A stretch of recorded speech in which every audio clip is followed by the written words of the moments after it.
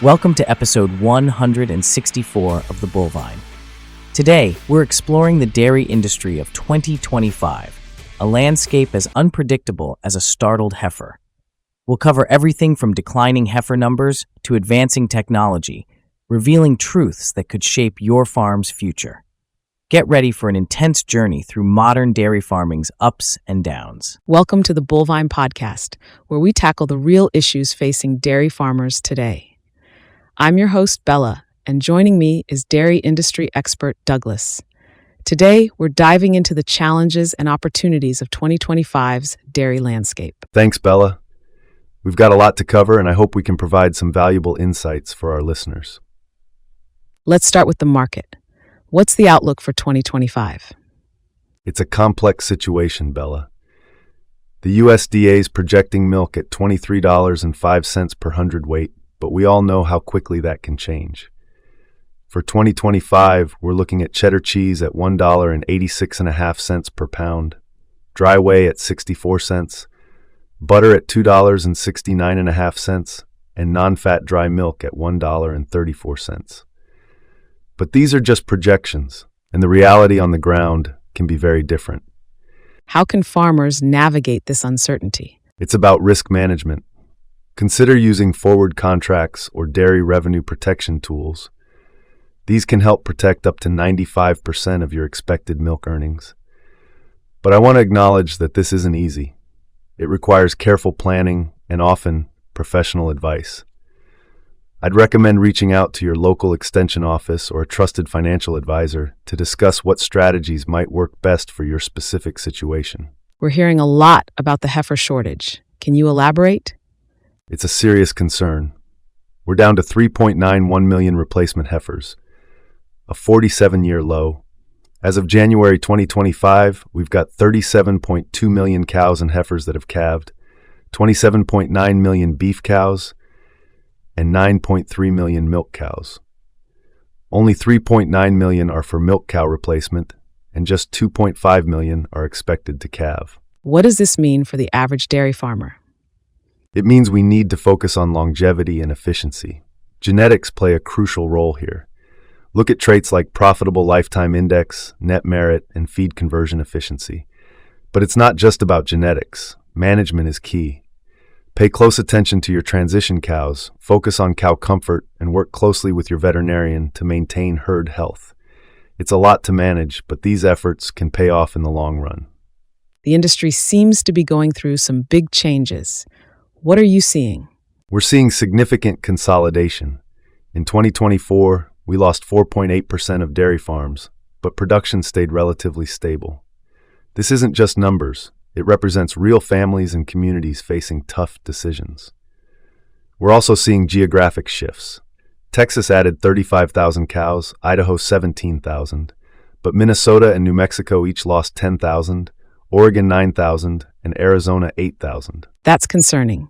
Is there hope for smaller operations? There is, but it requires adaptation. Diversification can be key.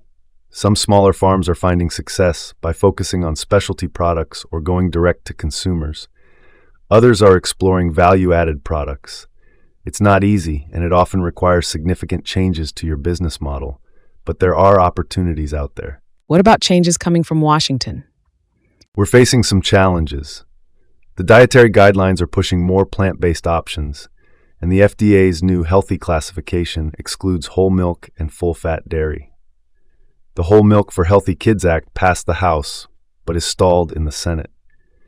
These changes can have real impacts on demand for our products. How can farmers respond to these regulatory challenges? Engagement is crucial. Join your local dairy association or advocacy groups. They often have resources to help you understand these changes and ways to make your voice heard. It's also worth considering how you might adapt your product line or marketing in response to these trends. And remember, while these guidelines are influential, there's still a strong market for dairy products. Technology is offering new opportunities, but it's important to approach it strategically. Robotic milking systems, for instance, can increase production and reduce labor needs, but they're a significant investment. Dairy herd management software and IoT sensors can provide valuable data, but you need to be prepared to use that data effectively. That sounds expensive. Is it really feasible for most farms? You're right. It is a significant investment, and it's not feasible for everyone. For smaller operations, it might make sense to start small, maybe with basic herd management software or a few strategic sensors. The key is to carefully evaluate the potential return on investment for your specific operation. There are also sometimes grants or low-interest loans available for technology upgrades, so it's worth exploring those options. Environmental concerns are a hot topic. How is this affecting dairy farmers? It's a critical issue, both in terms of regulations and consumer expectations. The industry's aiming for net zero emissions by 2050, which is ambitious. We're seeing innovations like water recycling systems, manure digesters, and precision feeding techniques. But let's be real, implementing these changes can be challenging and expensive. What can farmers do to start addressing these issues? Start with an environmental assessment of your farm. Look for areas where you can improve efficiency. This often saves money as well as reducing environmental impact.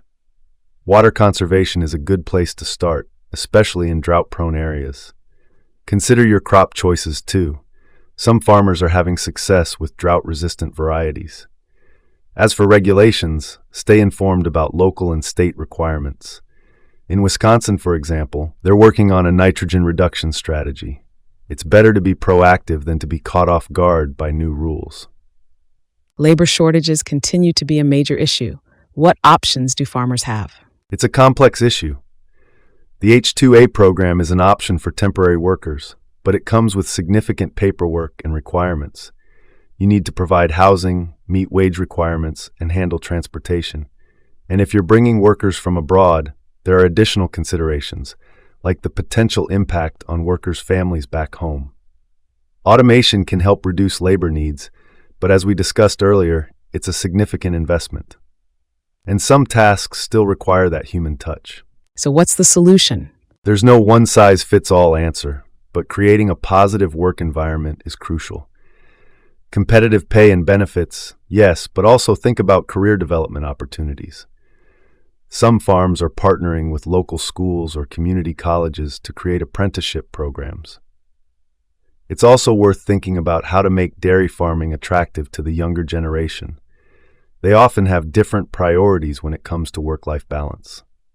Consumer tastes seem to be changing rapidly. What trends should farmers be aware of? High-protein products are booming. We're looking at a 9.3% increase this year. The organic milk market is projected to grow by 5.28% by 2033. And sustainability is huge. 55% of consumers are more likely to buy from farms that demonstrate environmental responsibility. How can farmers capitalize on these trends? It depends on your operation and local market. For some, it might mean exploring organic certification or developing high-protein products.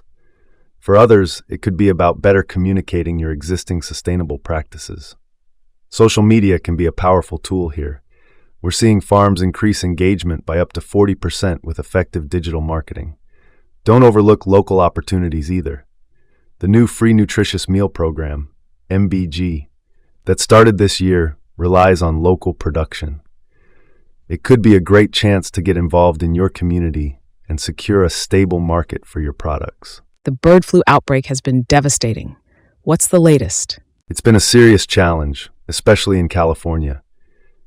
At its peak in December 2024, 75% of the state's dairies were affected. We're dealing with two genotypes, D1.1 and B3.13. An infected herd can see 30 to 40% milk loss, taking 6 to 8 weeks to recover. It's not just about lost production, it's about the stress on farmers and their animals. What can farmers do to protect their herds? Biosecurity is absolutely critical. This means limiting farm visitors, using dedicated clothing and footwear, and rigorous cleaning and disinfection protocols. It's also important to isolate new animals and sick cows and keep different species separate. I know these measures can be time-consuming and sometimes costly, but they're essential for protecting your livelihood. Let's wrap up with a look at international trade. It seems like there's a lot of uncertainty there. You're right. It's a complex situation. We've got new tariffs with Canada, a 25% tax on dairy products crossing the border in both directions. This could significantly disrupt established trade patterns. On the flip side, U.S. dairy prices are currently lagging behind global prices, which could potentially boost demand for our exports. How should farmers approach this uncertainty? Stay informed and be prepared to adapt. Keep an eye on international markets and policy changes. They can have real impacts on domestic prices. Diversifying your market can help spread risk. And don't underestimate the importance of efficiency and quality. Being a low-cost, high-quality producer can help you weather market fluctuations. We've covered a lot of ground today. Any final thoughts for our listeners? The dairy industry is facing some real challenges, but there are also opportunities for those who are prepared to adapt. Whether you're running a large operation or a small family farm, the key is to stay informed, be proactive, and don't be afraid to seek help when you need it. Remember, you're not just producing a commodity, you're feeding communities and carrying on a vital tradition. It's tough work, but it matters. Thank you, Douglas, for those insights. And to our listeners, we know you're facing complex decisions every day. We hope this information helps you navigate these challenges. Remember, you're not alone in this. Reach out to your fellow farmers, your local dairy associations, and your community. From all of us at the Bullvine Podcast, thank you for all you do.